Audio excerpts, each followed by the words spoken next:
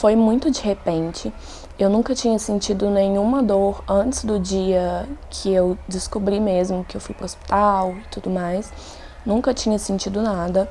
Foi uma dor, assim, muito tranquila, sabe? Não era aquela dor insuportável de precisar mesmo de ir pro hospital. Foi uma dor que parecia uma dor muscular, fadiga de quando você faz muito exercício ou anda muito, a perna pesando, a perna esquerda no caso.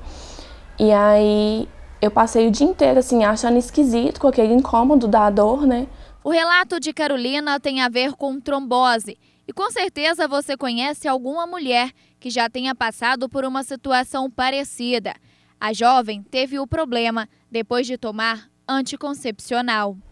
Eu não sei se tem alguma coisa a ver, mas pelo que eu já li e já fui instruída depois, parece que sim. Eu comecei a ter uma enxaqueca, mas fora isso eu não tinha efeito colateral de inchaço, não tinha nada. Só essa questão da dor de cabeça mesmo. Eu já tinha tomado ele outras vezes, há alguns anos atrás, mas eu tomava assim por alguns meses e parava, por alguns meses e parava, exatamente porque eu tinha medo dos riscos, sabe? Apesar de não ter nenhum caso na família, eu tinha medo de trombose, de todo tipo de efeito colateral que o anticoncepcional traz.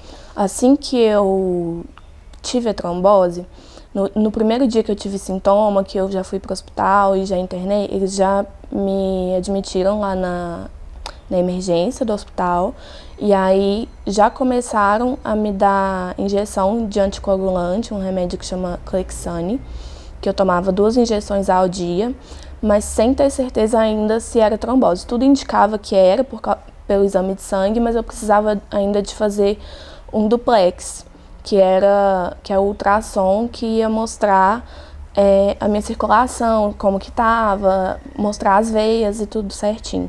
E para eu fazer esse exame tinha que ser só no dia seguinte, porque não tinha nenhum radiologista de plantão na hora, porque era 11 horas da noite.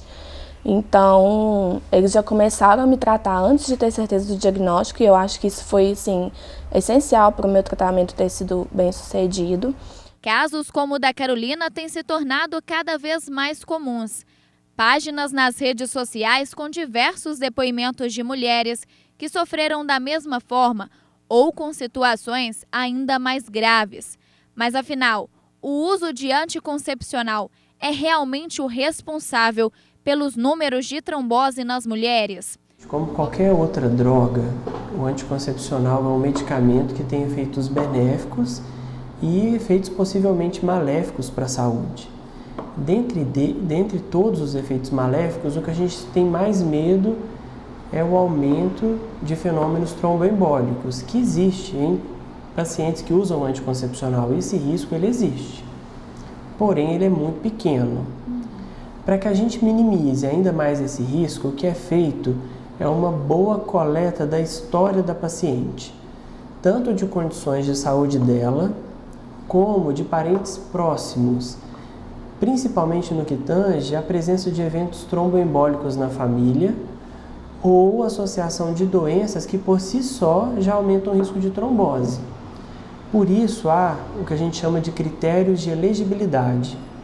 Anticoncepcional não é para qualquer paciente, não é para qualquer fase da vida e não é qualquer remédio que vai ser prescrito de forma generalizada para todo mundo. Independentemente da ocasião, o mais importante é consultar um médico antes do uso de qualquer medicamento.